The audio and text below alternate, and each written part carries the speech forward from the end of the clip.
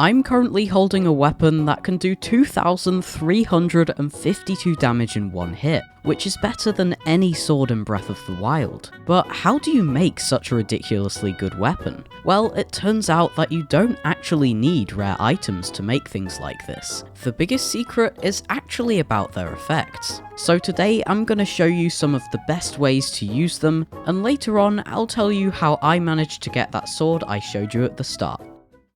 The Azora weapons in this game have the Water Warrior buff, which double their damage whenever you're touching water. This could be from a puddle, the rain, or even a dripping cave. But what's even better is you can use an attack up buff on top of this to kill some bosses in less than 10 seconds.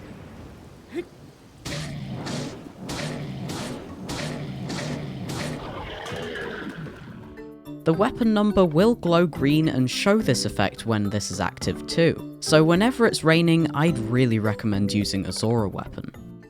What might be even more broken, however, is the buff added to the royal weapons, which doubles their damage when in a flurry rush. Now, I use flurry rushes a lot in combat, but when this is doubled, the numbers get really crazy. For example, if you fuse a royal halberd to a diamond, it will deal 32 damage per hit, but in a flurry rush, this number will not only be doubled, but with a spear, you can get in 11 hits here. This means that in just a few seconds, this weapon will do 704 damage, which is pretty insane, and with the right combinations, you could deal thousands of hit points with this buff.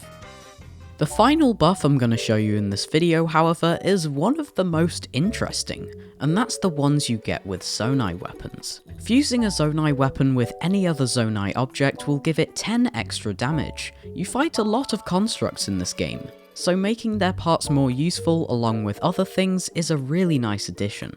And if you attach a Sonai device to a Zonite shield, it will use up much less battery than it does with other shields. So for things like flame emitters and cannons, this is extremely useful. I also noticed that if you angle the camera just right, you can even see the shield adding power to the fused object. So, at the start of the video, I said I had a weapon that could do over 2,000 damage in a single hit. But how did I manage to get a number that high? Well, it uses a bunch of hidden buffs, so here's how it works. The weapon is an intact 8-fold blade fused to a Gibdo bone, which does 55 base damage. If you eat a tier 3 attack up meal, this will go up to 82 damage. Some armor sets will give you an attack up buff for bone weapons, and since this is fused to a Gibdo bone, this will boost this number by 80% to 147. But finally, the 8-fold blade also has an effect that doubles sneak strike damage. So this whole thing gets multiplied by 16 to get 2,352. And the thing is, that isn't even the most damage you can do in the game. So if you want to know about more crazy things you can do in Tears of the Kingdom, here's another video I made that you might enjoy.